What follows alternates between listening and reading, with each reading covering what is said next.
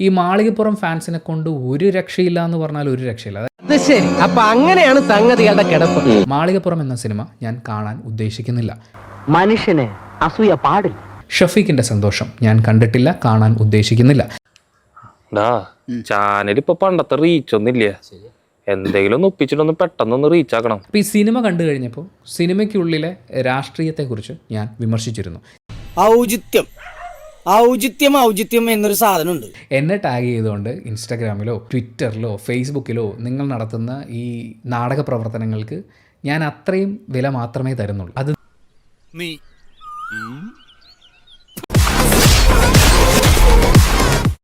I would say Marco is a Unni മുകുന്ദന്റെ പടം. Violence ചെറുതായിട്ട് പോലും സഹിക്കാൻ പറ്റാത്തവര് വരരുത്.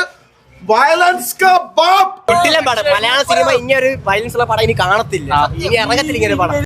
എന്നിവർക്ക് തെറ്റ് പറ്റിയാലും ജനങ്ങൾക്ക് തെറ്റ് പറ്റില്ല.